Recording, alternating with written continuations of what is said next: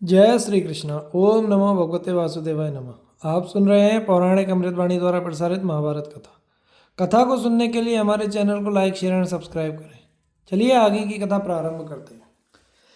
इंद्र आदि देवताओं की प्रार्थना से ब्रह्मा और शिव जी का अर्जुन की विजय घोषित करना तथा कर्ण का शल्य से और अर्जुन का श्री कृष्ण से वार्तालाप। संजय कहते हैं, महाराज, उधर जब कर्ण ने देखा कि वृषसेन मारा गया तो उसे बड़ा दुख हुआ। वह दोनों नेत्रों से आंसू बहाने लगा, फिर क्रोध से लाल आंखें किए कर्ण अर्जुन को युद्ध के लिए ललकारता हुआ आगे बढ़ा। उस समय त्रिभुवन पर विजय पाने के लिए उद्यत हुए इंद्र और बलि की भांति उन दोनों वीरों को एक दूसरे से भिड़ने के लिए तैयार देख संपूर्ण प्राणियों को आश्चर्य होने लगा। कौरव और पांडव दोनों दलों के लोग शंख और भेरी बजाने लगे। शूरवीर अपनी भुजाएं ठोकने और सिंहनाद करने लगे। उन सब की तुमुल आवाज चारों ओर गूंजने लगी। वे दोनों वीर जब एक दूसरे का सामना करने के लिए दौड़े, उस समय यमराज और काल के समान प्रतीत होते थे तथा इंद्र एवं वृतासुर के समान क्रोध में भरे हुए थे। वे रूप और बल में देवताओं के तुल्य थे। उन्हें देखकर ऐसा जान पड़ता था मानो सूर्य और चंद्रमा देवेच्छा से एकत्रित हो गए हों। दोनों महाबली युद्ध के लिए नाना प्रकार के शस्त्र धारण किए हुए थे। उन्हें आमने सामने खड़े देख आपके योद्धाओं को बड़ी प्रसन्नता हुई। उन दोनों में से किसकी विजय होगी, इस विषय में सब लोगों को संदेह होने लगा। महाराज, कर्ण और अर्जुन का युद्ध देखने के लिए देवता, दानव, गंधर्व, नाग, यक्ष, पक्षी, वेदवेत्ता, महर्षि, श्राद्धान, भोजी, पितर तथा तप, विद्या एवं औषधियों के अधिष्ठाता देवता नाना प्रकार के रूप धारण किए अंतरिक्ष में खड़े थे। वहां उनका कोलाहल सुनाई पड़ता था। ब्रह्मर्षियों और प्रजापतियों के साथ ब्रह्मा जी तथा भगवान शंकर भी दिव्य विमानों पर बैठकर वहां युद्ध देखने आए थे। देवताओं ने ब्रह्मा जी से पूछा, भगवान, कौरव और पांडव पक्ष के इन दो प्रधान वीरों में कौन विजयी होगा? हम तो चाहते हैं इनकी एक सी ही विजय हो। कर्ण और अर्जुन के विवाद से सारा संसार संदेह में पड़ा हुआ है। प्रभु, आप सच्ची बात बताइए, इनमें से किसकी विजय होगी? यह प्रश्न सुनकर इंद्र ने देवाधिदेव महादेव पितामह को प्रणाम किया और कहा, भगवान, आप पहले बता चुके हैं कि श्री कृष्ण और अर्जुन की विजय निश्चित है। आपकी व्यवहार सच्ची होनी चाहिए। प्रभु, मैं आपके चरणों में प्रणाम करता हूँ, मुझ पर प्रसन्न होइए। इंद्र की प्रार्थना सुनकर ब्रह्मा जी और शंकर जी ने कहा, देवराज, महात्मा अर्जुन की विजय निश्चित है। उन्होंने खांडव वन में अग्निदेव को तृप्त किया और स्वर्ग में आकर तुम्हें भी सहायता पहुंचाई। अर्जुन सत्य और धर्म में अटल रहने वाले हैं, इसलिए उनकी विजय अवश्य होगी, इसमें तनिक भी संदेह नहीं है। संसार के स्वामी साक्षात भगवान नारायण ने उनका सारथी होना स्वीकार किया है। वे मनस्वी, बलवान, शूरवीर, अस्त्र विद्या के ज्ञाता और तपस्या के धनी हैं। उन्होंने धनुर्वेद का पूर्ण अध्ययन किया है। इस प्रकार अर्जुन विजय दिलाने वाले और संपूर्ण सद्गुणों से युक्त हैं। इसके अलावा उनकी विजय देवताओं का ही तो कार्य है। अर्जुन मनुष्यों में श्रेष्ठ एवं तपस्वी हैं। वे अपनी महिमा से देव के विधान को भी उलट सकते हैं। यदि ऐसा हुआ तो निश्चय ही संपूर्ण लोगों का अंत हो जाएगा। श्री कृष्ण तथा अर्जुन के क्रोध करने पर यह संसार कहीं नहीं टिक सकता। ये दोनों ही संसार की सृष्टि करते हैं। यही प्राचीन ऋषि नर और नारायण हैं। इन पर किसी का शासन नहीं चलता। ये सबको अपने शासन में रखते हैं। देवलोक या मनुष्य लोक में इन दोनों की बराबरी करने वाला कोई नहीं है। देवता और ऋषि और चारणों के साथ ये तीनों लोक एवं संपूर्ण भूत यानी सारा ब्रह्मांड ही इनके शासन में है। इनकी ही शक्ति से सब लोग अपने अपने कर्मों में प्रवृत्त हो रहे हैं। अतः विजय तो श्री कृष्ण और अर्जुन की ही होगी। कर्ण वसुओं तथा मरुतों के लोकों में जाएगा। ब्रह्मा और शंकर जी के ऐसे कहने पर इंद्र ने संपूर्ण प्राणियों को बुलाकर उनकी आज्ञा सुनाई।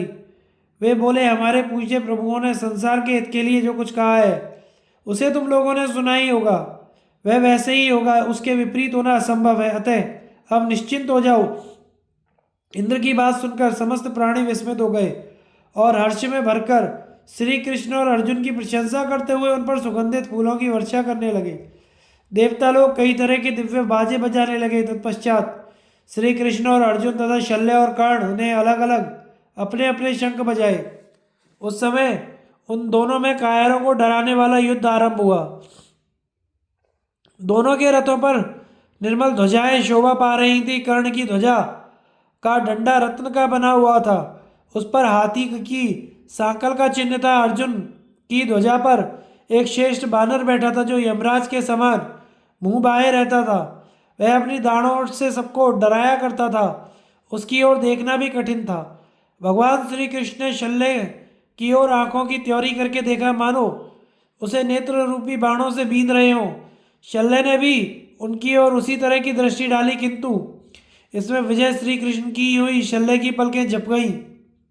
इस प्रकार कुंती नंदन धनंजय ने भी दृष्टि द्वारा कर्ण को परास्त किया। तदनंतर कर्ण शल्य से हंसकर बोला, शल्य, यदि कदाचित इस संग्राम में अर्जुन मुझे मार डाले तो तुम क्या करोगे, सच बताना। शल्य ने कहा, कर्ण, यदि वे आज तुझे मार डालेंगे तो मैं श्री कृष्ण तथा अर्जुन दोनों को ही मौत के घाट उतारूंगा। इसी तरह अर्जुन ने भी श्री कृष्ण से पूछा। तब वे हंसकर कहने लगे, पार्थ, क्या यह भी सच हो सकता है? कदाचित सूर्य अपने स्थान से गिर जाए, समुद्र सूख जाए और आग अपना उष्ण स्वभाव छोड़कर शीतलता स्वीकार कर ले, ये सभी बातें संभव हो जाए, किंतु कर्ण तुम्हें मार डाले, यह कदापि संभव नहीं है। यदि किसी तरह ऐसा हो जाए तो संसार उलट जाएगा। मैं अपनी भुजाओं से ही कर्ण तथा शल्य को मसल डालूंगा। भगवान की बात सुनकर अर्जुन हंस पड़े और बोले, जनार्दन, ये शल्य और कर्ण तो मेरे लिए ही काफी नहीं है। आज आप देखिएगा, मैं छत्र, कवच, शक्ति, धनुष, बाण, रथ, घोड़े तथा शल्य के सहित कर्ण को अपने बाणों से टुकड़े टुकड़े कर डालूंगा। आज सूतपुत्र की स्त्रियों के विधवा होने का समय आ गया है। वे अवश्य विधवा बनेंगी। इस अदूरदर्शी मूर्ख ने द्रौपदी को सभा में आई देखकर बारंबार उस पर आक्षेप किया। हम लोगों की भी खिल्ली उड़ाई थी, अतः आज इसे अवश्य ही रौंद डालूंगा। अश्वत्थामा का दुर्योधन से संधि के लिए प्रस्ताव। दुर्योधन द्वारा उसकी अस्वीकृति तथा कर्ण और अर्जुन में युद्ध में भीम और श्री कृष्ण का अर्जुन को उत्तेजित करना। संजय कहते हैं, महाराज, तदनंतर दुर्योधन, कृतवर्मा, शकुनी, कृपाचार्य और कर्ण, ये 5 महारथी श्री कृष्ण और अर्जुन पर प्राणांतकारी बाणों का प्रहार करने लगे। यह देख धनंजय ने उनके धनुष, बाण, तरकस, घोड़े, हाथी, रथ, सारथी आदि को अपने बाणों से नष्ट कर डाला। साथ ही उन शत्रुओं का मान मर्दन करके सूतपुत्र कर्ण को 12 बाणों का निशाना बनाया। इतने में ही वहां सैकड़ों रथी, सैकड़ों हाथी सवार और शक, तुषार, यवन, कंबोज देश के बहुतेरे घुड़सवार अर्जुन को मार डालने की इच्छा से दौड़े आए, परंतु अर्जुन ने अपने बाणों तथा छुरों की मार से उन सबके उत्तम उत्तम अस्त्रों तथा मस्तकों को काट गिराया। उनके घोड़ों, हाथियों और रथों को भी काट डाला। यह देख आकाश में देवताओं की धुंधुवी बज उठी। सभी अर्जुन को साधुवाद देने लगे। साथ ही वहां फूलों की वर्षा भी होने लगी। उस समय द्रोण कुमार अश्वत्थामा दुर्योधन के पास गया और उसका हाथ अपने हाथ में लेकर सांत्वना देता हुआ बोला, दुर्योधन, अब प्रसन्न होकर पांडवों से संधि कर लो, विरोध से कोई लाभ नहीं है। आपस के इस झगड़े को धिक्कार है। तुम्हारे गुरुदेव अस्त्र विद्या के महान पंडित थे, किंतु इस युद्ध में मारे गए यही दशा भीष्म आदि महारथियों की भी हुई। मैं और मामा कृपाचार्य तो अवध्य हैं, इसलिए अब तक बचे हुए हैं। अतः अब तुम पांडवों से मिलकर चिरकाल तक राज्य शासन करो। मेरे मना करने से अर्जुन शांत हो जाएंगे। श्री कृष्ण भी विरोध नहीं चाहते। युधिष्ठिर तो सभी प्राणियों के हित में ही लगे रहते हैं, तो वे भी मान लेंगे। बाकी रहे भीमसेन और नकुल सहदेव, सो ये भी धर्मराज के अधीन है। उनकी इच्छा के विरुद्ध कुछ नहीं करेंगे। तुम्हारे साथ पांडवों की संधि हो जाने पर सारी प्रजा का कल्याण होगा। फिर तुम्हारी अनुमति लेकर ये राजा लोग भी अपने अपने देश को लौट जाए और समस्त सैनिकों को युद्ध से छुटकारा मिल जाए। यदि मेरी बात नहीं मानोगे तो निश्चय ही शत्रुओं के हाथ से मारे जाओगे।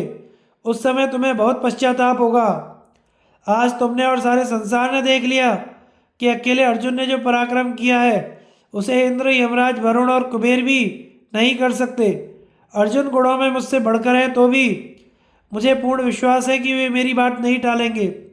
यही नहीं, वे सर्वदा तुम्हारे अनुकूल बर्ताव भी करेंगे। इसलिए राजन, तुम प्रसन्नतापूर्वक संधि कर लो, और अपनी घनिष्ठ मित्रता के कारण ही मैं तुमसे यह प्रस्ताव कर रहा हूँ।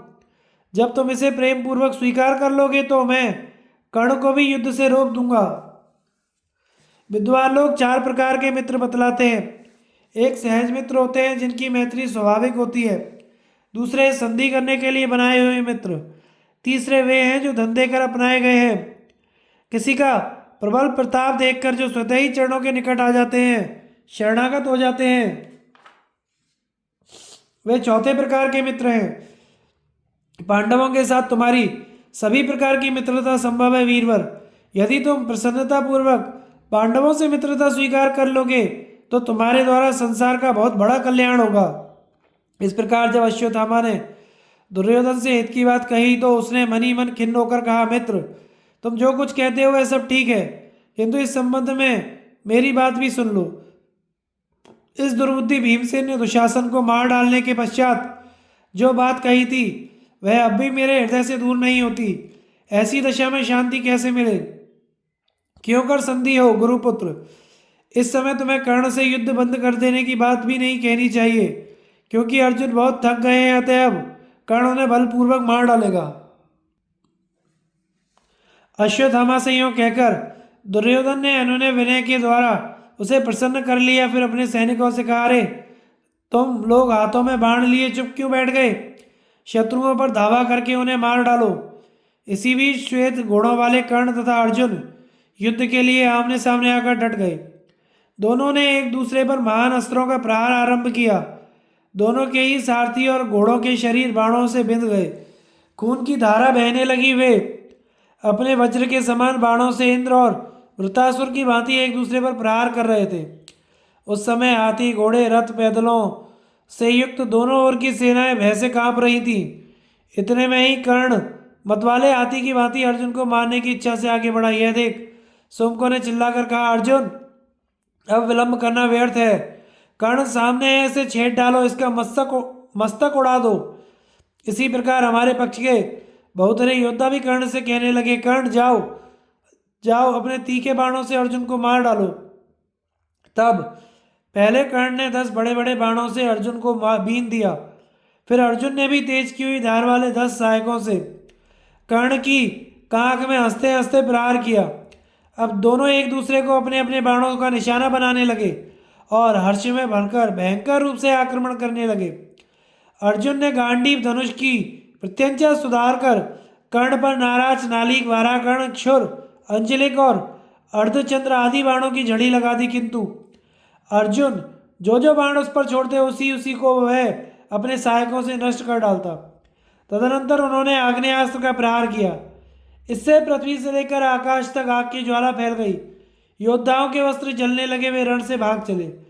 जैसे जंगल के बीच बांस का वन जलते समय जोर जोर से चटकने की आवाज करता है, उसी तरह आग की लपट में झुलसते हुए सैनिकों का भयंकर आर्तनाद होने लगा। आग्नेयास्त्र को बढ़ते देख उसे शांत करने के लिए कर्ण ने वारुणास्त्र का प्रयोग किया, उससे वह आग बुझ गई। उस समय मेघों की घटा घेराई और चारों दिशाओं में अंधेरा छा गया। सब और पानी पानी नजर आने लगा। तब अर्जुन ने वायवास्त्र से कर्ण के छोड़े हुए वारुणास्त्र को शांत कर दिया। बादलों की वह घटा छिन्न भिन्न हो गई। तत्पश्चात उन्होंने गांडीव धनुष, उसकी प्रत्यंचा तथा बाणों को अभिमंत्रित करके अत्यंत प्रभावशाली इंद्रास्त्र वज्र को प्रकट किया। उससे क्षुरप्र, अंजलिक, अर्धचंद्र, नालीक, नाराज, वाराकर्ण आदि तीखे अस्त्र हजारों की संख्या में छूटने लगे। उन अस्त्रों से कर्ण के सारे अंग, घोड़े, धनुष, दोनों पहिए और ध्वजाएं बिंध गईं। उस समय कर्ण का शरीर बाणों से आच्छादित होकर खून से लथपथ हो रहा था। क्रोध के मारे उसकी आंखें बदल गईं, अतः उसने भी समुद्र के समान गर्जना करने वाला भार्गवास्त्र प्रकट किया और अर्जुन के महेंद्रास्त्र से प्रकट हुए बाणों के टुकड़े टुकड़े कर डाले। इस प्रकार अपने अस्त्र से शत्रु के अस्त्र को दबाकर कर्ण ने पांडव सेना के रथी, हाथी सवार और पैदलों का संहार आरंभ किया। भार्गवास्त्र के प्रभाव से जब वह पांचालों और सोमकों को पीड़ित करने लगा तो वे भी क्रोध में भरकर उस पर टूट पड़े और चारों ओर से तीखे बाण मारकर उसे बींधने लगे। किंतु सूतपुत्र ने पांचालों के रथी हाथी सवार घुड़सवारों के समुदायों को अपने बाणों की वर्षा से विदीर्ण कर डाला। वे चीखते चिल्लाते हुए प्राण त्याग कर धराशायी हो गए।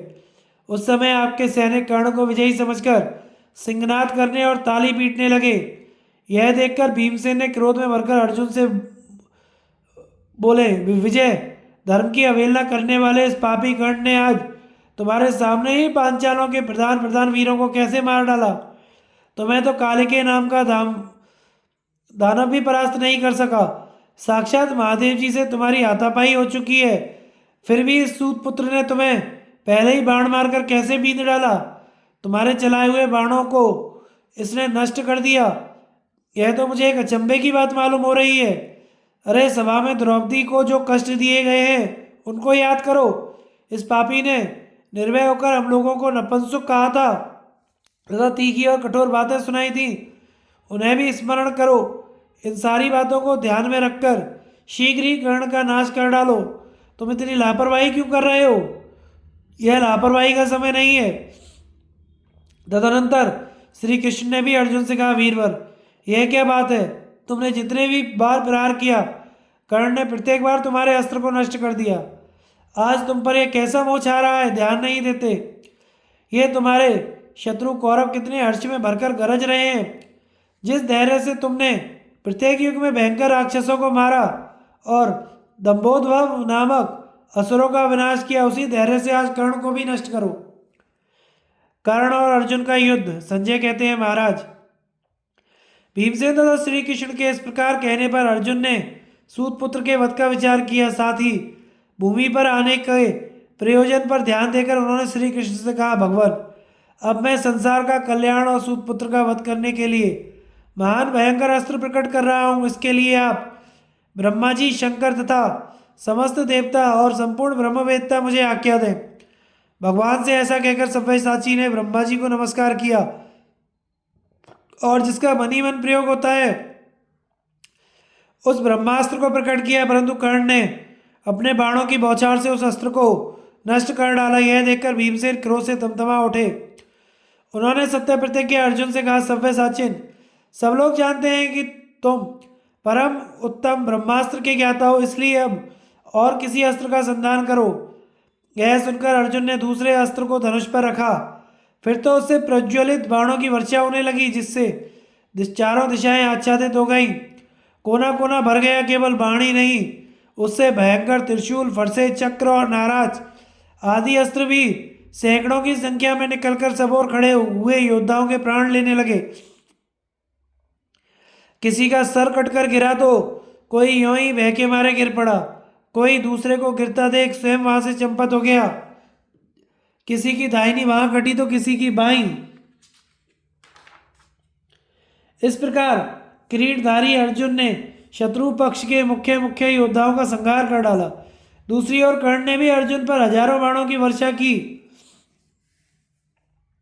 फिर भीमसेन श्री कृष्ण अर्जुन को तीन तीन बाणों से बींधकर उसने बड़े जोर से गर्जना की। तब अर्जुन ने पुनः 18 बाण चलाए। उनमें से एक बाण के द्वारा उन्होंने कर्ण की ध्वजा छेद डाली।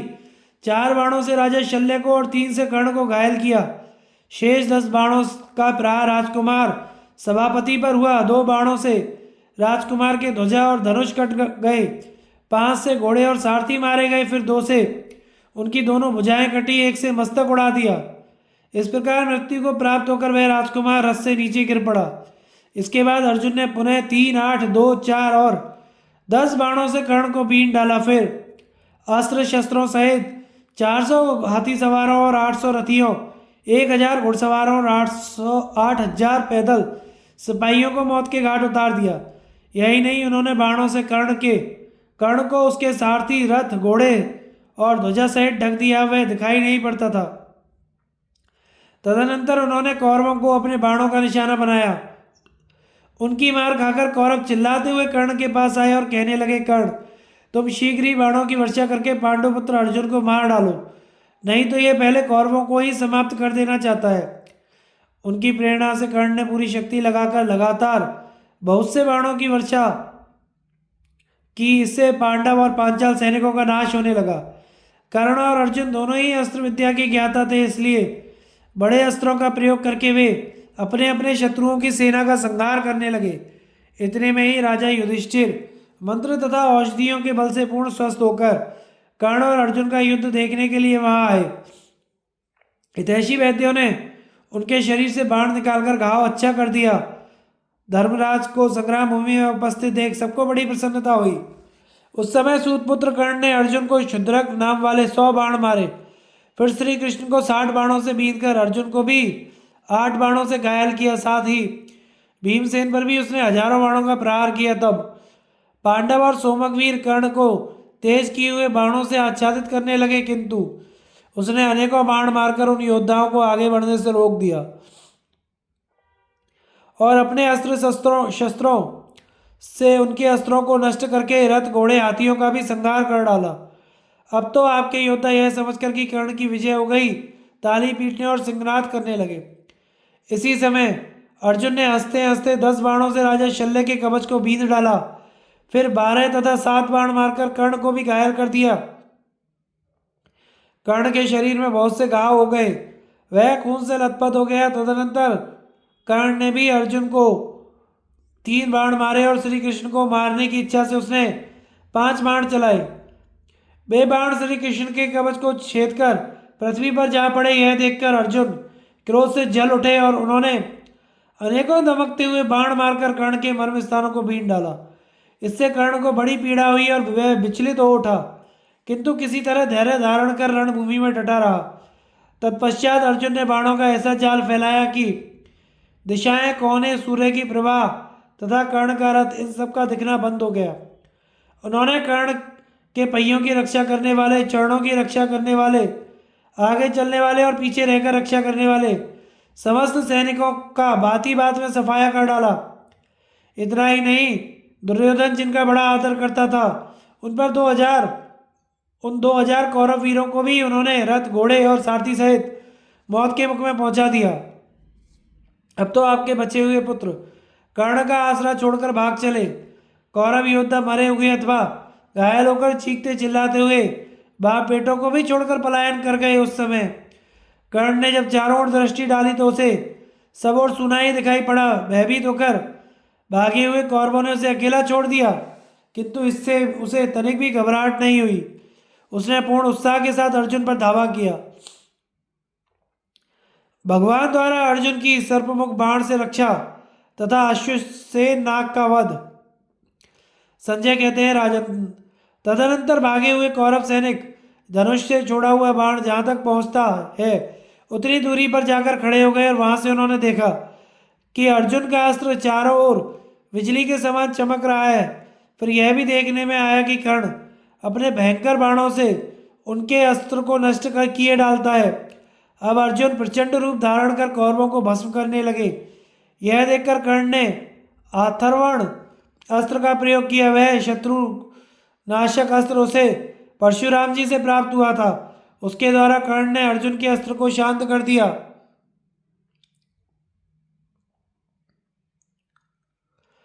और उन्हें भी तेज किए हुए सहायकों से बीन डाला। उस समय कर्ण और अर्जुन इतनी बाण वर्षा की कि सारा आकाश ढक गया और उसमें तनिक भी जगह खाली नहीं रही। कौरवों और सोमकों को चारों ओर बाणों का जाल सा फैला दिखाई दिया। घोर अंधकार छा गया, बाणों के सिवा कुछ नहीं सूझता था। वहां युद्ध करते समय वीरता, अस्त्र संचालन, मायाबल तथा पुरुषार्थ में कभी सूतपुत्र कर्ण बढ़ जाता तो कभी अर्जुन। दोनों एक दूसरे को का छिद्र देखते हुए भयंकर प्रहार कर रहे थे।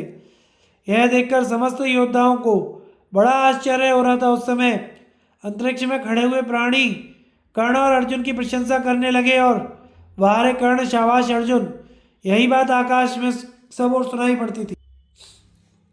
इसी समय पाताल लोक में रहने वाला अश्वसेन नामक नाग, जो अर्जुन से वैर मानता था, कर्ण तथा अर्जुन का युद्ध होता देख बड़े वेग से उछलकर वहां आ पहुंचा और अर्जुन से बदला लेने का यही उपयुक्त समय है, ऐसा सोचकर बाण का रूप बनाकर वह कर्ण के तर्कस में समा गया।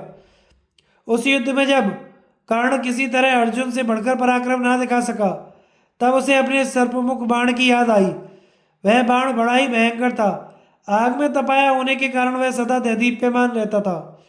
कर्ण ने अर्जुन को ही मारने के लिए उसे बड़े यत्न से और बहुत दिनों से सुरक्षित रखा था। वह नित्य उसकी पूजा करता और सोने के तरकस में चंदन के चूर्ण के अंदर उसे रखता था। उसी बाण को उसने धनुष पर चढ़ाया और अर्जुन की ओर ताककर निशाना ठीक किया, परंतु उस बाण के धोखे में अश्वसेन नाग ही धनुष पर चढ़ चुका था। यह देख इंद्र आदि लोकपाल हाय हाय करने लगे। उस समय मद्राज शल्य ने जब उस भयंकर बाण को धनुष पर चढ़ा हुआ देखा तो कहा, कर्ण, तुम्हारा यह बाण शत्रु के कंठ में नहीं लगेगा। जरा सोच विचार कर फिर से निशाना ठीक करो जिससे यह मस्तक काट सके। यह सुनकर कर्ण की आंखें क्रोध से उद्दीप्त हो गई। वह शल्य से कहने लगा, मद्राज, कर्ण 2 बार निशाना नहीं साधता, जैसे मेरे जैसे वीर कपट पूर्वक युद्ध नहीं करते। यह कहकर कर्ण ने जिसकी वर्षों से पूजा की थी उसी बाण को शत्रु की ओर छोड़ दिया और उनका तिरस्कार करते हुए उच्च स्वर से कहा, अर्जुन, अब तू मारा गया। कर्ण के धनुष से छूटा हुआ वह बाण अंतरिक्ष में पहुंचते ही प्रज्वलित हो उठा और बड़े वेग से आते देख भगवान श्री कृष्ण ने खेल सा करते हुए अपने रथ को तुरंत पैर से दबा दिया। बाहर पड़ने से रथ के पहिए कुछ जमीन में धंस गए और साथ ही सोने के गहनों से सजे हुए घोड़े भी पृथ्वी पर घुटने टेककर जरा से झुक गए। भगवान का यह कौशल देखकर आकाश में उनकी प्रशंसा से भरी हुई दिव्य वाणी सुनाई देने लगी। फूलों की वर्षा होने लगी तथा कर्ण का छोड़ा हुआ वह बाण रथ के नीचे हो जाने से अर्जुन के कंठ में ना लगकर मुकुट में लगा। वह मस्तक के नीचे जा पड़ा। अर्जुन का वह मुकुट पृथ्वी, अंतरिक्ष, स्वर्ग और वरुण लोक में भी विख्यात था। सूर्य, चंद्रमा और अग्नि की प्रभा के समान उसकी चमक थी। साक्षात ब्रह्मा जी ने बड़े यत्न और तपस्या से उसको इंद्र के लिए तैयार किया था। उससे बड़ी मीठी सुगंध फैलती रहती थी। अर्जुन ने दैत्यों को मारने की इच्छा से जब रण यात्रा की थी उस समय इंद्र ने प्रसन्न होकर उन्हें अपने हाथ से यह मुकुट पहनाया था। वही मुकुट कर्ण के साथ युद्ध करते समय सर्प की विषाग्नि से जीर्ण शीर्ण होकर जलता हुआ जमीन पर जा गिरा। इससे अर्जुन को तनिक भी घबराहट नहीं हुई। वे अपने सिर के बालों पर सफ़ेद साफा बांधकर धैर्यपूर्वक डटे रहे। उस समय वे मौत के मुख से बचे थे, क्योंकि सर्पमुख बाण के रूप में अर्जुन के साथ वैर रखने वाला वह तक्षक का पुत्र था। किरीट पर आघात करके वह पुनः तरकस में ही घुसना चाहता था, किंतु कर्ण ने उसे देख लिया। कर्ण के पूछने पर वह कहने लगा, कर्ण, तुमने अच्छी तरह सोच विचार कर बाण नहीं छोड़ा, इसीलिए मैं अर्जुन का मस्तक ना उड़ा सका। अब जरा निशाना साध कर चलाओ, फिर मैं अपने और तुम्हारे इस शत्रु का सिर अभी काटे देता हूँ। कर्ण ने पूछा, तुम कौन हो? नाग ने उत्तर दिया, मैं नाग हूँ। अर्जुन ने खांडव वन में मेरी माता का वध करके बहुत बड़ा अपराध किया है। इसके कारण मेरी उससे दुश्मनी हो गई है। यदि स्वयं वज्रधारी इंद्र उसकी रक्षा करने आवे तो भी उसे यमराज के घर जाना पड़ेगा। कर्ण बोला, नाग, आज कर्ण दूसरे के बल का आश्रय लेकर विजय पाना नहीं चाहता। यदि तुम्हारा संधान करने से मैं सैकड़ों अर्जुनों को मार सकूं तो भी एक बाण को 2 बार संधान नहीं कर सकता।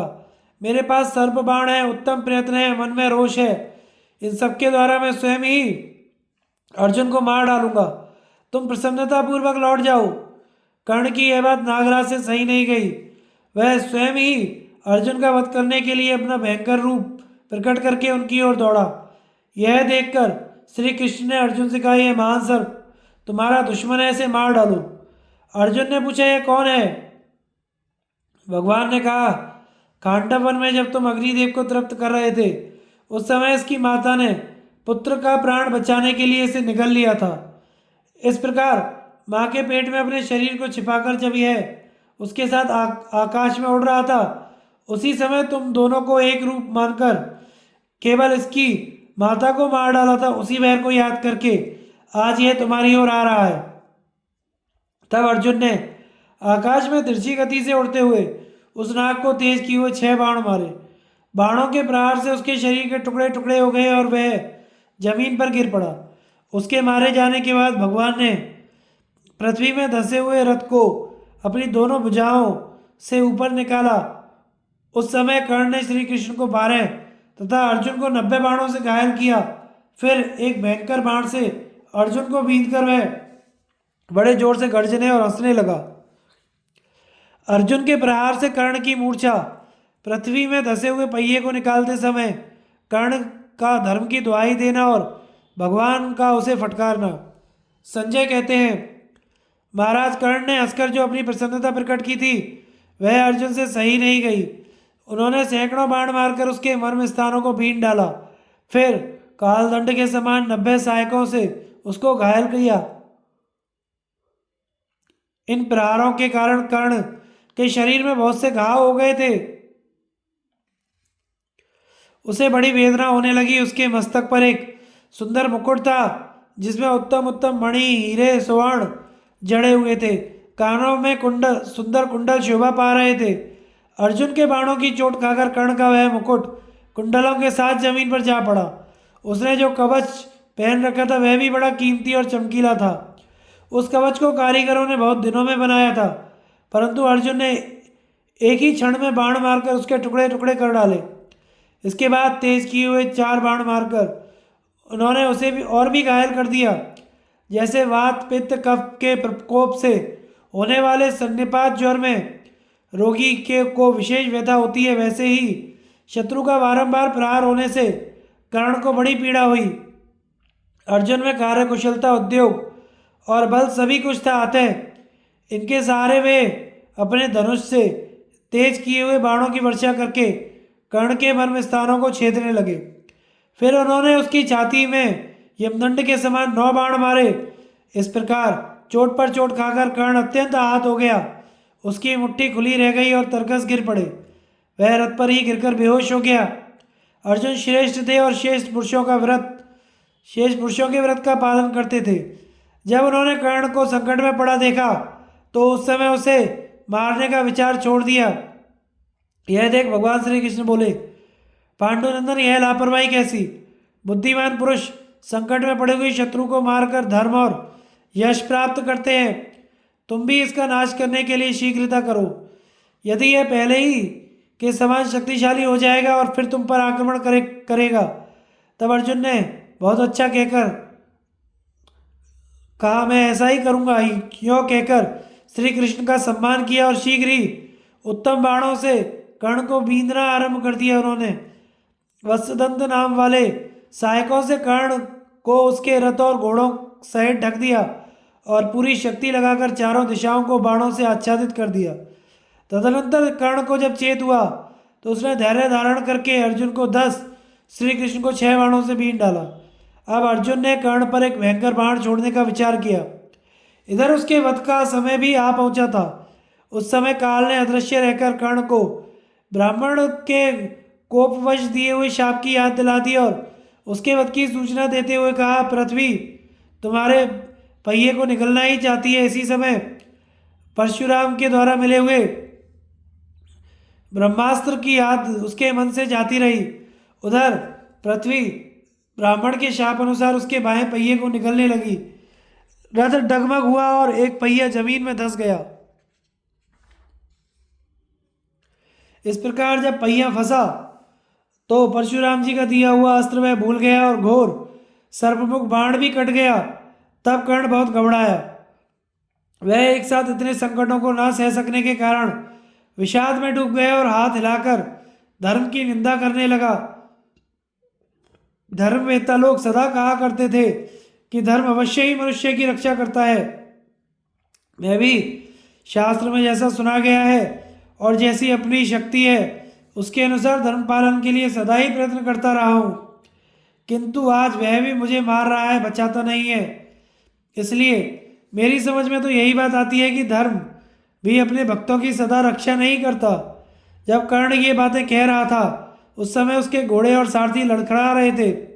वह स्वयं भी अर्जुन के बाणों की मार से विचलित हो उठा था। मर्म स्थानों में चोट लगने से वह शिथिल हो गया था। काम करने की शक्ति नहीं रह गई थी, अतः रह रहकर धर्म की निंदा ही करता था। इसके बाद उसने कृष्ण के हाथ में 3 और अर्जुन के साथ भयंकर बाण मारे। तब अर्जुन ने भी कर्ण पर वज्र के समान भयंकर 17 बाणों का प्रहार किया। वे उसके शरीर को छेदते हुए पृथ्वी पर जा पड़े। उस प्रहार से कर्ण कांप उठा, किंतु बलपूर्वक अपने शरीर को स्थिर रखकर उसने ब्रह्मास्त्र प्रकट किया।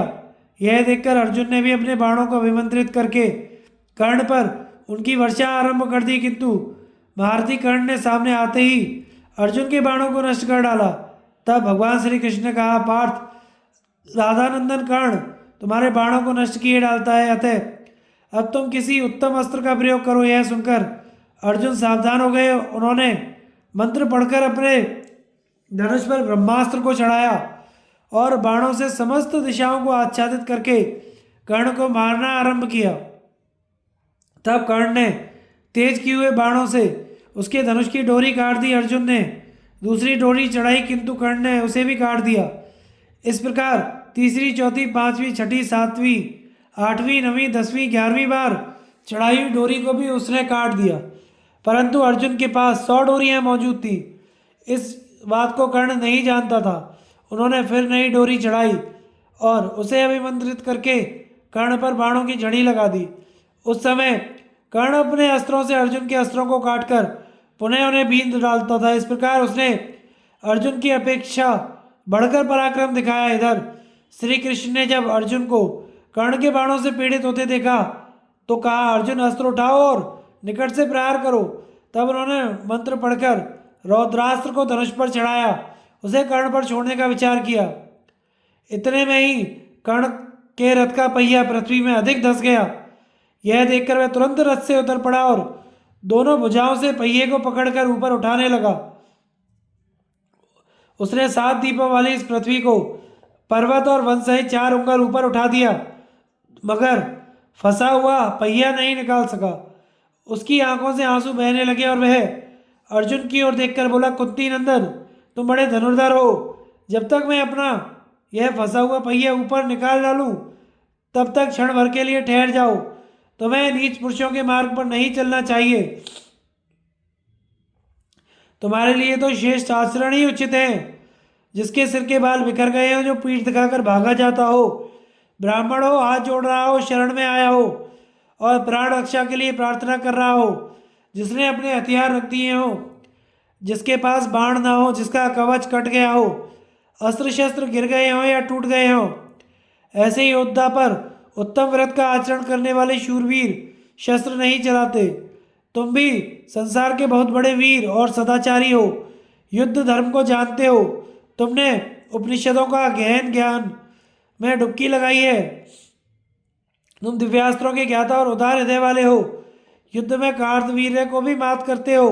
महाबाहो, जब तक मैं इस फंसे हुए चक्के को ऊपर उठा ना लूं, तब तक रुक जाओ।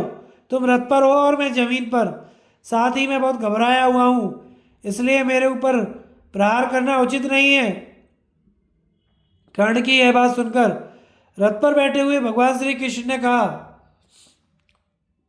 राधानंदन, सौभाग्य की बात है कि इस समय तुम्हें धर्म की याद आ रही है। प्राय ऐसा देखने में आता है कि नीच मनुष्य विपत्ति में फंसने पर प्रारब्ध की निंदा करते हैं और अपने किए हुए कुकर्मों की नहीं। कर्ण, पांडवों के वनवास का 13वां वर्ष बीत जाने पर भी जब तुमने उनका राज्य नहीं लौटाने दिया, उस समय तुम्हारा धर्म कहाँ चला गया था? तुम्हारी ही सलाह लेकर जब राजा दुर्योधन ने भीमसेन को जहर मिलाया हुआ भोजन कराया, उन्हें सांपों से डसवाया, उस समय तुम्हारा धर्म कहाँ गया था? वाणावत नगर में लाक्षा भवन के भीतर सोए हुए पांडवों को जलाने का जब तुमने प्रबंध किया, उस समय तुम्हारा धर्म कहाँ था? भरी सभा के अंदर दुशासन के वश में पड़ी हुई रजस्वला द्रौपदी को लक्ष्य करके जब तुमने उपहास किया, उस समय तुम्हारा धर्म कहाँ चला गया था? याद है ना, तुमने द्रौपदी से कहा था, कृष्णे, पांडव नष्ट हो गए, सदा के लिए नरक में पड़ गए, अब तू किसी दूसरे पति का वर्ण कर ले। यह कहकर जब तुम उसकी ओर आंखें फाड़ फाड़ कर देखने लगे थे, उस समय तुम्हारा धर्म कहाँ गया था? फिर राज्य के लोभ से तुमने शकुनी की सलाह लेकर जब पांडवों को दोबारा जुए के लिए बुलवाया, उस समय तुम्हारा धर्म कहाँ चला गया था? अभिमन्यु बालक था और अकेला भी, तो भी तुम अनेक महारथियों ने जब चारों ओर से घेरकर उसे मार डाला था, उस समय तुम्हारा धर्म कहाँ गया था? यदि उस समय यह धर्म नहीं था, तो आज भी धर्म की दुहाई देकर अधिक बकवास करने से क्या लाभ? इस समय यहाँ कितने ही धर्म क्यों ना कर डालो, अब जीते जी तुम्हारा छुटकारा नहीं हो सकता। पुष्कर ने राजा नल को जुए में जीत लिया था, किंतु उन्होंने अपने ही पराक्रम से पुनः अपना राज्य भी पाया और यश भी। इसी तरह निर्लोभी पांडव भी अपनी भुजाओं के बल से शत्रुओं का संहार करके फिर अपना राज्य प्राप्त करेंगे। इन महापुरुषों के हाथ से ही धृतराष्ट्र के पुत्रों का नाश हो जाएगा। भगवान वासुदेव के ऐसा कहने पर कर्ण ने लज्जा से अपना सिर झुका लिया, उससे कोई जवाब देते नहीं बना। कर्ण का वध और शल्य का दुर्योधन को सांत्वना देना। संजय कहते हैं, महाराज, तदनंतर कर्ण धनुष उठाकर बड़े वेग से अर्जुन के साथ युद्ध करने लगा। उस समय श्री कृष्ण ने अर्जुन से कहा, तुम कर्ण को दिव्यास्त्र से ही घायल करके मार गिराओ। भगवान के कहने पर अर्जुन को कर्ण के अत्याचारों का स्मरण हो आया। फिर तो उन्हें भयंकर क्रोध चढ़ा, उनके रोम रोम से चिंगारियां छूटने लगी। यह एक अद्भुत बात हुई। यह देखकर कर्ण ने अर्जुन पर ब्रह्मास्त्र का प्रयोग किया। अर्जुन ने भी ब्रह्मास्त्र से उसे दबा दिया। इसके बाद उन्होंने कर्ण को लक्ष्य करके आग्नेयास्त्र छोड़ा, जो अपने तेज से प्रज्वलित हो उठा, किंतु कर्ण ने वारुणास्त्र से उसे शांत कर दिया। साथ ही आकाश में बादलों की घटा घेराई, संपूर्ण दिशाओं में अंधेरा छा गया, परंतु अर्जुन इससे विचलित नहीं हुए। उन्होंने कर्ण के देखते देखते वायवास्त्र से उन बादलों को उड़ा दिया। तब सूतपुत्र ने अर्जुन का वध करने के लिए जलती हुई आग के समान एक भयंकर बाण हाथ में लिया और जो ही उसे धनुष पर चढ़ाया, पर्वत, वन और कानों सहित सारी पृथ्वी डगमगाने लगी। कर्ण ने उसे छोड़ दिया। उस वज्र सरीखे बाण ने अर्जुन की छाती छेद डाली। गहरी चोट लगने से उन्हें चक्कर आ गया, हाथ ढीला पड़ गया, गांडीव खिसकने लगा और उनका सारा शरीर ढीला पड़ गया। इसी बीच में मौका पाकर कर्ण पहिया निकालने के लिए रथ से कूद पड़ा और दोनों हाथों से पहिए को ऊपर उठाने की कोशिश की, किंतु दैववश वह अपने प्रयत्न में सफल ना हो सका। इतने में अर्जुन को चेत हुआ और उन्होंने यमदंड के समान भयंकर बाण हाथ में उठाया। इसी समय श्री कृष्ण ने कहा, कर्ण जब तक रथ में नहीं चढ़ जाता तब तक ही इसका मस्तक काट डालो। बहुत अच्छा है, कहकर अर्जुन ने भगवान की आज्ञा स्वीकार की और कर्ण की ध्वजा पर दहकते हुए बाण का प्रहार किया। ध्वजा टूट गई और उसके गिरने के साथ ही कौरवों के यश, घमंड, विजय, मनोवांछित कामनाओं तथा हृदय का भी पतन हो गया। उस समय बड़े जोर से हाहाकार मचा। अब अर्जुन कर्ण को मारने के लिए बड़ी शीघ्रता करने लगे। उन्होंने अपने बाते से इंद्र के वज्र और यमराज के दंड के समान एक आंजलिक नाम का बाण निकालकर हाथ में लिया। उसकी लंबाई 2.5 हाथ की थी। उसमें 6 पर लगे हुए थे, इसलिए बहुत तीव्र गति से चलता था। वह बाण सबोर फैली हुई कालाग्नि के समान घोर तथा पिनाक और सुदर्शन चक्र के समान भयंकर था। अर्जुन ने उस अस्त्र को गांडीव धनुष पर चढ़ाया और उसे खींचकर कहा, यदि मैंने तप किया हो, गुरुजनों को सेवा से प्रसन्न रखा हो, यज्ञ किया हो और हितैषी मित्रों की बात ध्यान देकर सुनी हो, तो इस सत्य के प्रभाव से यह बाण मेरे प्रचंड शत्रु कर्ण का नाश कर डाले। ऐसा कहकर उन्होंने वह भयानक बाण कर्ण का वध करने के उद्देश्य से उसकी ओर छोड़ दिया। उनके हाथ से छूटते ही सूर्य के समान तेजस्वी बाण ने समस्त दिशाओं और आकाश में प्रकाश फैला दिया। दिन का 3रा पहर बीत रहा था कि उसी समय अर्जुन ने उस बाण से कर्ण का मस्तक काट डाला। आंचलिक से कटा हुआ वह मस्तक पृथ्वी पर गिर पड़ा। इसके बाद उसका धड़ भी खून की धारा बहाता हुआ धराशायी हो गया। उस समय कर्ण के शरीर से एक तेज निकलकर आकाश में फैल गया और सूर्यमंडल में विलीन हो गया। इस अद्भुत दृश्य को वहां खड़े हुए सब लोगों ने देखा। अर्जुन ने कर्ण को मार गिराया। यह देखकर पांडव पक्ष के योद्धा जोर जोर से शंख बजाने लगे। श्री कृष्ण, अर्जुन तथा नकुल सहदेव ने भी हर्ष में भरकर अपने अपने शंख बजाए। सोमकों ने सेना सहित सिंहनाद किया। दूसरे योद्धाओं ने भी अत्यंत प्रसन्न होकर बाजा बजाना आरंभ किया। कितने ही राजा अर्जुन से आकर मिले, कितने ही एक दूसरे को गले लगाकर नाचने लगे। कर्ण के शरीर को खून से लथपथ हो पृथ्वी पर पड़ा देख मद्रास शल्य उस टूटी हुई ध्वजा वाले रथ के द्वारा ही वहां से भाग गए। कर्ण की मृत्यु देखकर कौरव पक्ष के अन्य योद्धा भी भयभीत होकर भाग गए। उस समय दुर्योधन की आंखों में आंसू आ गए। वह बारंबार उच्छ्वास लेने लगा। दोनों पक्ष के योद्धा कर्ण की लाश देखने के लिए उसे घेर कर खड़े हो गए। कोई प्रसन्न था, कोई भयभीत। किसी के चेहरे पर विषाद की छाया थी तो कोई आश्चर्य में ही डूबा हुआ था। सारांश यह था कि जिसकी जैसी प्रकृति थी वे उसी प्रकार हर्ष या शोक में मग्न हो रहे थे। कर्ण के मरने पर भीम ने भयंकर सिंहनाद करके पृथ्वी और आकाश को कंपा दिया। वे धृतराष्ट्र के पुत्रों को डराते हुए ताल ठोक ठोक कर नाचने कूदने लगे। सोमक, संजय तथा दूसरे क्षत्रिय भी अत्यंत हर्ष में भरकर एक दूसरे को छाती से लगाते हुए शंखनाद करने लगे। उस समय मद्रास शल्य का चित्त ठिकाने नहीं था। वे दुर्योधन के पास पहुंचकर आंसू बहाते हुए बड़े दुख के साथ बोले, राजन, तुम्हारी सेना के हाथी, घोड़े, रथ और योद्धा नष्ट भ्रष्ट हो गए, मानो उन पर यमराज का आधिपत्य हो गया हो।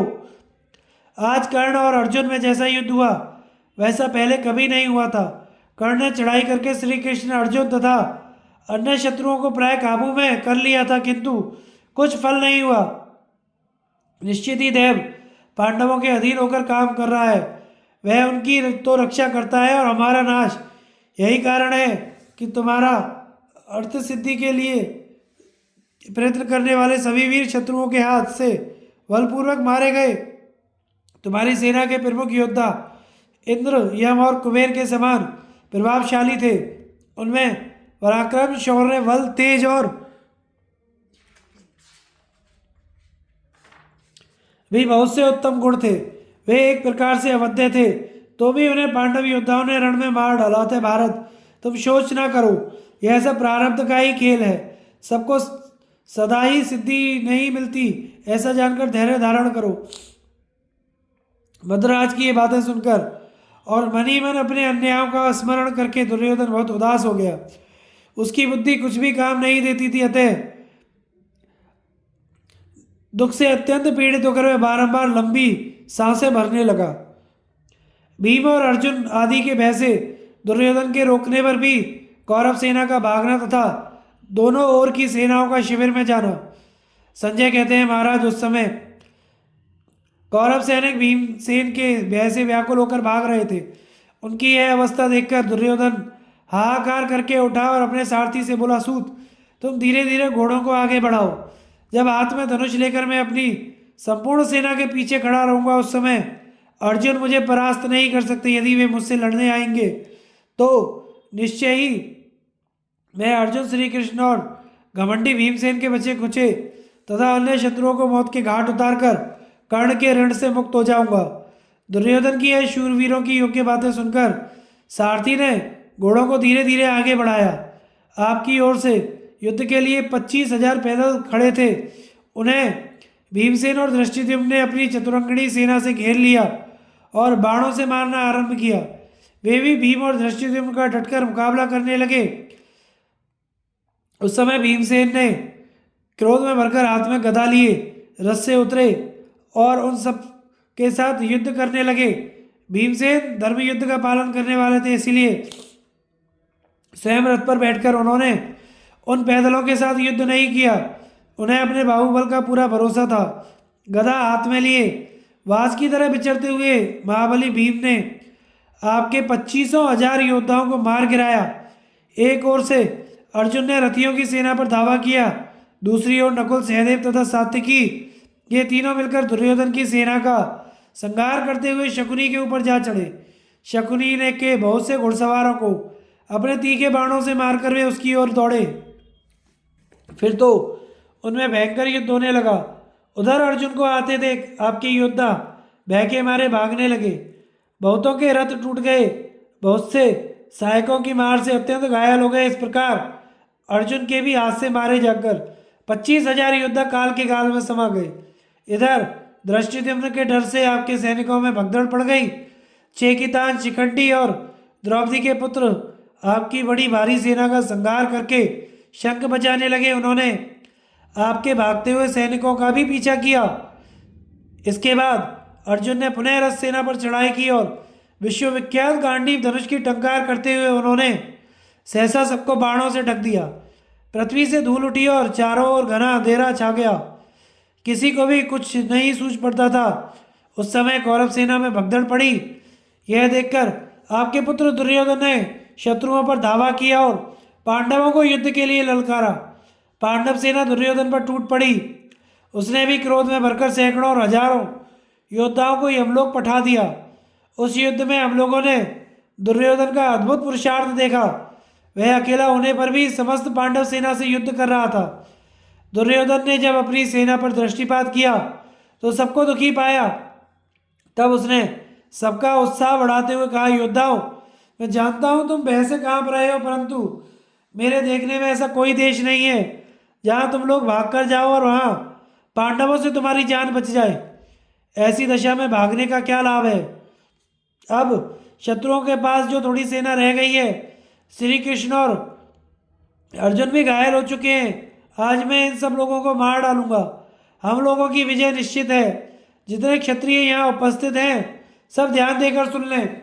जब मौत शूरवीर और कायर दोनों को मारती है तो मेरे जैसे क्षत्रिय व्रत का पालन करने वाला होकर भी ऐसा कौन मूर्ख होगा जो युद्ध नहीं करेगा। हमारा शत्रु भीमसेन क्रोध में भरा हुआ है।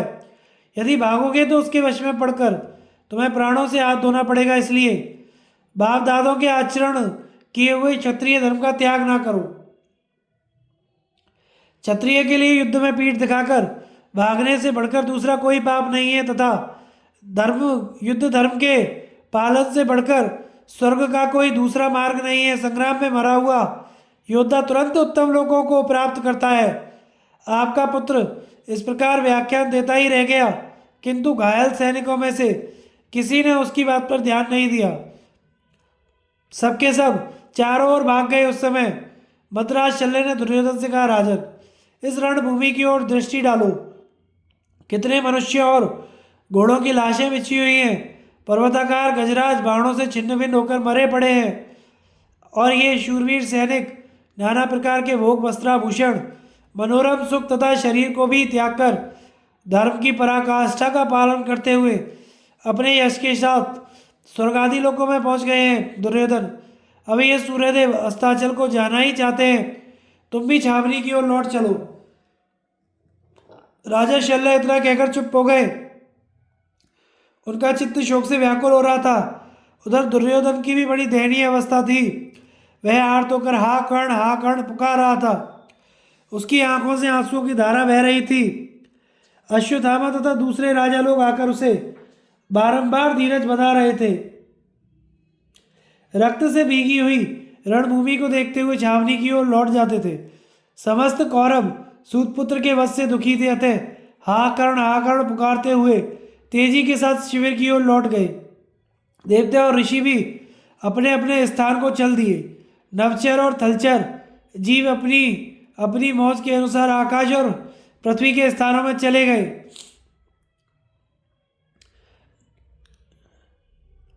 दर्शक मनुष्य कर्ण और अर्जुन का अद्भुत संग्राम देखकर आश्चर्यमग्न हो दोनों की प्रशंसा करते हुए चले गए।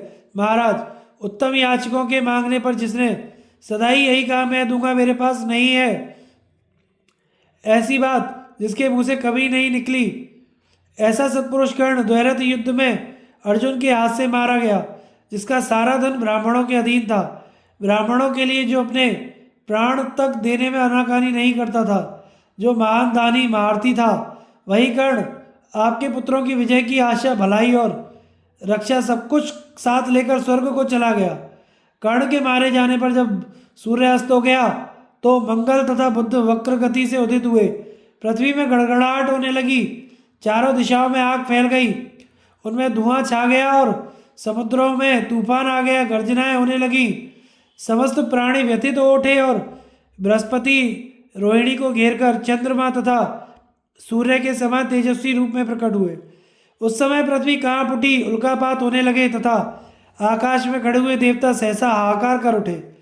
इस प्रकार कर्ण को मारने के पश्चात प्रसन्नता से भरे हुए श्री कृष्ण तथा अर्जुन सोने की जाली से मढ़े हुए श्वेत शंख हाथ में लेकर उन्होंने होठों से लगाए और एक ही साथ बजाना आरंभ किया।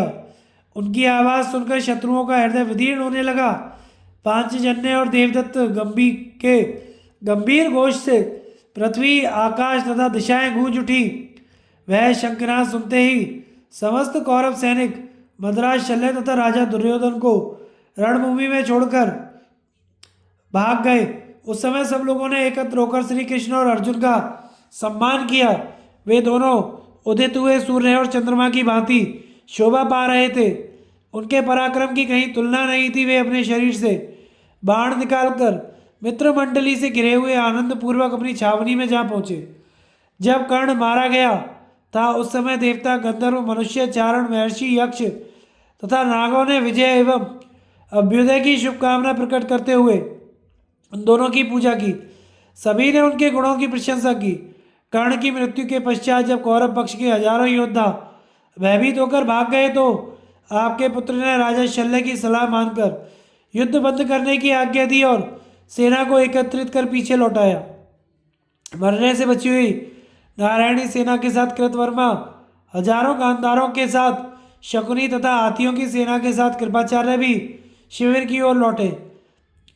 अश्वत्थामा भी पांडवों की विजय देखकर बारंबार उच्छ्वास लेता हुआ छावनी की ओर ही चल दिया। बचे हुए संक्षिप्तकों सहित सुशर्मा और टूटी ध्वजा वाले रथ के साथ राजा शल्य भी डरते एवं लजाते हुए छावनी की ओर चले। कर्ण की मृत्यु देखकर समस्त कौरव भय से व्याकुल होकर कांप रहे थे। उनके शरीर से खून की धारा बह रही थी, अतः सबके सब उद्विग्न होकर भाग गए थे। अब उन्हें अपने जीवन और राज्य की आशा न रही। दुर्योधन दुख और शोक में डूब रहा था। वह बड़े यत्न से सबको एकत्र करके छावनी में ले आया। राजा की आज्ञा मान सभी सैनिकों ने शिविर में आकर विश्राम किया। उस समय सबका चेहरा फीका पड़ गया। कर्णवध के समाचार से प्रसन्न हुए युधिष्ठिर द्वारा श्री कृष्ण और अर्जुन की प्रशंसा, राजा धृतराष्ट्र और गांधारी का शोक तथा कर्ण पर्व के श्रवण का महात्म्य। संजय कहते हैं, राजन, इस प्रकार जब कर्ण मारा गया और कौरव सेना भाग खड़ी हुई तो भगवान श्री कृष्ण ने अर्जुन को छाती से लगाकर बड़े हर्ष से कहा, पार्थ, इंद्र ने वृत्रासुर को मारा था और तुमने कर्ण को मार गिराया। आज से संसार के लोग वृत्रासुर वध की तरह कर्णवध की कथा कहे सुनेंगे। तुम बहुत दिनों से युद्ध में कर्ण का वध करना चाहते थे, आज वह अभीष्ट पूरा हुआ। अतः धर्मराज से यह शुभ समाचार बताकर तुम उनसे उऋण हो जाओ। तुम में और कर्ण में जब महासंग्राम छिड़ा हुआ था उस समय वे भी युद्ध देखने के लिए आए थे, मगर बहुत अधिक घायल होने के कारण देर तक यहाँ ठहर नहीं सके, फिर छावनी में ही चले गए। अतः हमें उन्हीं के पास चलना चाहिए। अर्जुन ने बहुत अच्छा कहकर आज्ञा स्वीकार की। फिर भगवान ने अपना रथ उधर ही मोड़ दिया। छावनी पर पहुंचकर वे अर्जुन को साथ ले राजा युधिष्ठिर से मिले। राजा उस समय सोने के पलंग पर सो रहे थे। श्री कृष्ण और अर्जुन ने प्रसन्नतापूर्वक उनके चरणों में प्रणाम किया। उन दोनों की प्रसन्नता देखकर कर्ण को मरा समझकर युधिष्ठिर उठ बैठे और आनंदातिरेक से आंसू बहाने लगे। फिर उन दोनों को छाती से लगाकर मिले और बारंबार युद्ध का समाचार पूछने लगे। तब भगवान श्री कृष्ण ने रणभूमि में जो कुछ घटना घटित हुई सब कह सुनाई। अंत में कर्ण के मरने की बात भी बताई। इसके बाद भगवान कुछ कुछ मुस्कुराते हुए हाथ जोड़कर बोले, महाराज, बड़े सौभाग्य की बात है कि आप, भीमसेन, अर्जुन तथा नकुल, सहदेव भी कुशल से है। महारथी कर्ण मारा गया और आपकी विजय तथा अभिवृद्धि हो रही है, यह भी बड़े आनंद की बात है। आज सूतपुत्र के सारे शरीर में बाण चुभे हुए हैं, वह भूतल पर पड़ा हुआ है। इस अवस्था में आप अपने शत्रु को चलकर देखिए। महाबाहो, अब आप पृथ्वी का कंटक राज्य भोगिए। भगवान श्री कृष्ण का वचन सुनकर धर्मराज बहुत प्रसन्न हुए और बोले, देवकी नंदन, यह बड़े आनंद की बात हुई। आप सारथी थे तभी अर्जुन कर्ण को मार सके हैं। यह आपकी बुद्धि का ही प्रसाद है, इसमें आश्चर्य की कोई बात नहीं है। यह कहकर युधिष्ठिर ने श्री कृष्ण की दाहिनी बांह पकड़ ली। फिर दोनों से कहा, नारद जी ने मुझे बताया था कि अर्जुन और श्री कृष्ण पुरातन नर नारायण ऋषि हैं और तत्वज्ञानी, और व्यास जी ने भी कई बार इस बात की चर्चा की थी। कृष्ण, आपकी ही कृपा से ये पांडुनंदन अर्जुन शत्रुओं का सामना करके विजय पाते गए हैं। जिस दिन आपने युद्ध में अर्जुन का सारथी होना स्वीकार किया, उसी दिन यह निश्चय हो गया था कि हमारे पक्ष की विजय ही होगी, पराजय नहीं। जब भीष्म, द्रोण तथा कर्ण जैसे वीर आपकी बुद्धि से मारे जा चुके हैं, तो बाकी लोगों को उन्हीं के अनुयायी हैं, मैं मरे हुए के समान ही मानता हूँ। यह कहकर राजा युधिष्ठिर सोने के सजाए हुए रथ पर बैठकर श्री कृष्ण और अर्जुन के साथ रणभूमि देखने को चले। वहां पहुंचकर उन्होंने देखा कि नररत्न कर्ण सैकड़ों बाणों से चिता हुआ पृथ्वी पर पड़ा है। उस समय सुगंधित तेल से भरकर हजारों सोने के दीपक जलाए गए। उन्हीं के प्रकाश में सब लोगों ने कर्ण के शरीर पर दृष्टिपात किया। उसका कवच छिन्न भिन्न हो गया था, शरीर बाणों से विदीर्ण हो चुका था। कर्ण को पुत्रों सहित मरा हुआ देखकर राजा युधिष्ठिर ने पुनः श्री कृष्ण और अर्जुन की प्रशंसा करते हुए कहा, गोविंद, आप वीर और विद्वान होने के साथ ही मेरे स्वामी हैं। आपसे सुरक्षित रहकर आज सचमुच ही मैं भाइयों सहित राजा हो गया। राधानंदन कर्ण मारा गया, यह सुनकर दुरात्मा दुर्योधन अब राज्य और जीवन दोनों से निराश हो जाएगा। पुरुषोत्तम, आपकी कृपा से हम लोग कृतार्थ हो गए। बड़ी खुशी की बात है कि गांडीवधारी अर्जुन की विजय हुई। इस प्रकार राजा युधिष्ठिर ने श्री कृष्ण और अर्जुन की प्रशंसा की। उस समय नकुल, सहदेव, भीमसेन, सात्यकी, धृष्टद्युम्न और शिखंडी ने तथा पांडव, पांचाल और संजय योद्धाओं ने महाराज का अभ्युदय हो ऐसा कहकर युधिष्ठिर का सम्मान किया। फिर श्री कृष्ण और अर्जुन का गुणगान करते हुए बड़ी प्रसन्नता के साथ शिविर की ओर चले गए। राजा धृतराष्ट्र, आपके ही अन्याय से यह रोमांचकारी संहार हुआ, अब क्यों बारंबार सोच कर रहे हैं? वैशंपायन जी कहते हैं, जन्मजय यह अप्रिय समाचार सुनते ही राजा धृतराष्ट्र मूर्छित होकर जड़ से कटे हुए वृक्ष की भांति पृथ्वी पर गिर पड़े। इसी तरह दूर तक सोचने वाली गांधारी देवी भी पछाड़ खाकर गिरी और बहुत विलाप करती हुई कर्ण की मृत्यु के शोक में डूब गई। उस समय गांधारी को विदुर जी ने और राजा को संजय ने संभाला। फिर दोनों मिलकर धृतराष्ट्र को समझाने बुझाने लगे और राजमहल की स्त्रियों ने आकर गांधारी को उठाया। राजा को बड़ी व्यथा हुई, उनकी विवेक शक्ति नष्ट हो गई। वे चिंता और शोक में डूब गए और मोहाच्छन्न हो जाने के कारण उन्हें किसी बात की सुध ना रही। विदुर और संजय के बहुत आश्वासन देने पर प्रारब्ध और भवितव्यता को ही प्रधान मानकर वे चुपचाप बैठे रह गए। जो मनुष्य कर्ण और अर्जुन के इस युद्ध यज्ञ का स्वाध्याय करता है अथवा इसे सुनता है, उसे विधिवत किए हुए यज्ञ का फल मिलता है। सनातन भगवान विष्णु यज्ञ के स्वरूप हैं। अग्नि, वायु, चंद्रमा और सूर्य भी यज्ञ के ही रूप हैं। अतः जो मनुष्य दोष दृष्टि का त्याग करके इस युद्ध यज्ञ का वर्णन सुनता या पढ़ता है, वह समस्त लोकों में पहुंच सकने वाला सुखी होता है तथा उसके ऊपर भगवान विष्णु, ब्रह्मा तथा शंकर जी संतुष्ट होते हैं। इस पर्व के स्वाध्याय से ब्राह्मण को वेद का पाठ मिलता है, क्षत्रियों को बल युद्ध में विजय प्राप्त होती है, वैश्यों का धन बढ़ता है और शूद्र निरोग एवं स्वस्थ संपन्न होते हैं। इसमें सनातन भगवान विष्णु की महिमा का गान हुआ है। इसलिए इसके पाठ से मनुष्य की कामनाएं पूर्ण होती हैं और वह सुखी होता है। लगातार 1 वर्ष तक बछड़ों सहित कपिला गौओं का दान करने से जो फल मिलता है, वह कर्ण पर्व के एक बार सुनने मात्र से प्राप्त हो जाता है। आगे की कथा का प्रसारण हम अगले भाग में करेंगे। हमारे चैनल को लाइक, शेयर और सब्सक्राइब करें। धन्यवाद।